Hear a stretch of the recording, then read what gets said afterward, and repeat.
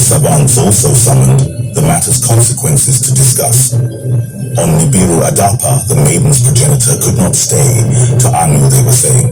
Therefore, to return to Nibiru with her, Marduk forever must be barred. Indeed, having to earth cycles become accustomed, even without her, Marduk's return impossible might be. So were the savants to Anu saying. With that the councillors too agreed. Let the decision to earth be beamed.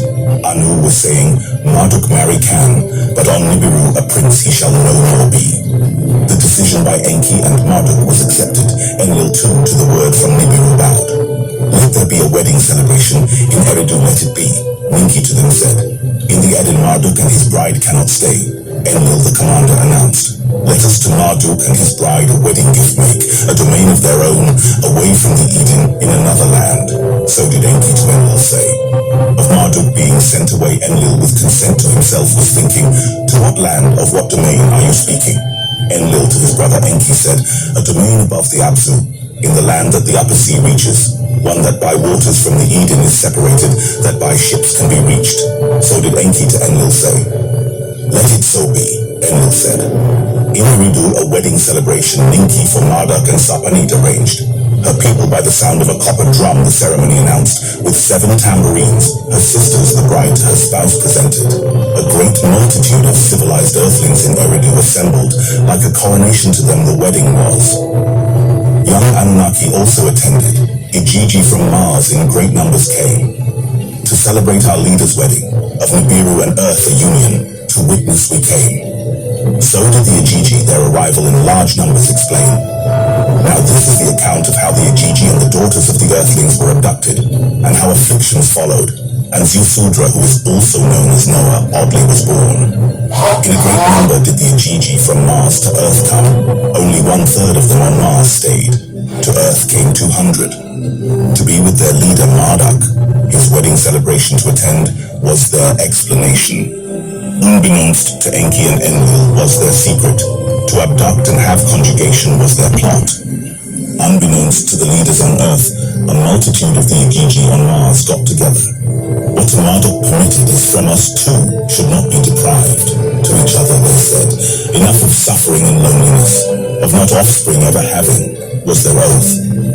During their comings and goings between Mars and Earth, the daughters of the Earthlings, the Adapite females as them they called they saw, and after them they lusted. And to each other the plotters said, come, let us choose wives from among the Adapite females, and children of our own will beget. One among them, Sanjazi his name was, their leader became. Even if none of you agrees, I alone the deed shall do. To the others he said, if a penalty for this sin shall be imposed, I alone for all of you shall it bear. One by one, others in the plot joined together. By an oath together to do it, they swore to do this together.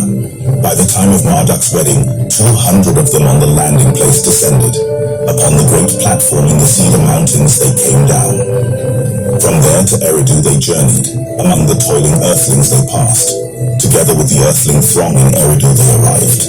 After the wedding ceremony of Marduk and Sarpanit had taken place, by a signal prearranged, Shamgaz to the others a sign gave. An earthling maiden each one of the Elgigi seized. By force they them abducted. To the landing place in the Cedar Mountains, the Elgigi with the females went. Into a stronghold the place they made. To the leaders a challenge they issued. Enough of deprivation and not having offspring. The Adapite daughters to marry we wish. Your blessing to this you must give, else by fire all on earth destroy we will. Alarmed the leaders were, of Marduk, the Igigi commander, charged to take they demanded. If in the matter I a solution must seek, with the Igigi my heart in agreement is. So did Marduk to the others say, what I have done from them cannot be deprived. Enki and Ninhursag their heads shook, with begrudging agreement they voiced. Only Enlil was enraged without pacification. One evil deed by another has been followed. Fornication from Enki and Marduk, the Igigi they have adopted. Our pride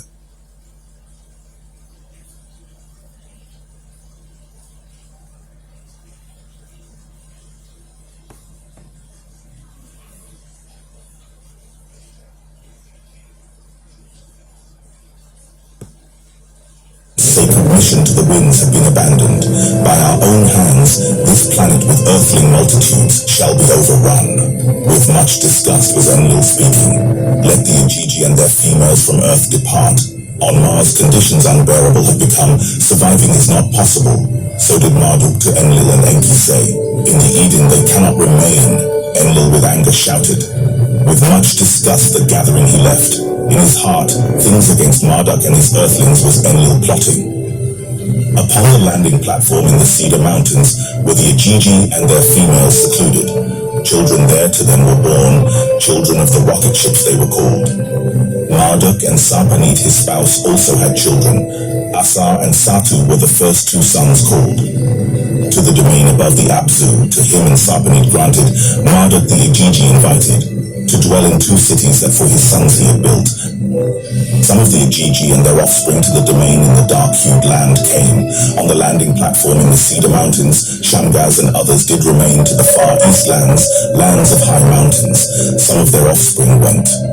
How Marduk of earthlings his strength increases, Ninurta carefully observed.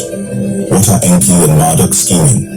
To his father, Enlil Ninurta said, the earth by the earthlings inherited they will. Enlil to Ninurta said, go, the offspring of Cain you must find, with them a domain of your own prepare. To the other side of earth Ninurta went, the offspring of Cain he found.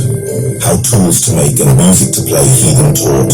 How in mining to engage and smelt and refine he showed them. How to build rafts of balsam trees he showed them. To cross a great sea he them guided.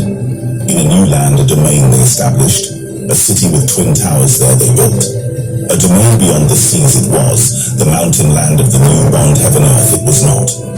In the Eden, Lumak was the workmaster, quotas to enforce was his duty, the earthlings' rations to reduce was his task.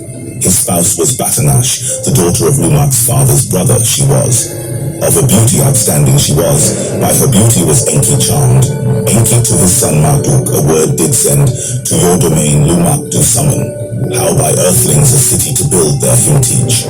And when Lumak to the domain of Marduk was summoned, to the household of Ninharsag in Shurubak, the haven city, his spouse Batanash was brought, from the angry earthling masses protected and safe to be. Thereafter Enki his sister, Ninharsag in Shurubak was quick to visit. On the roof of the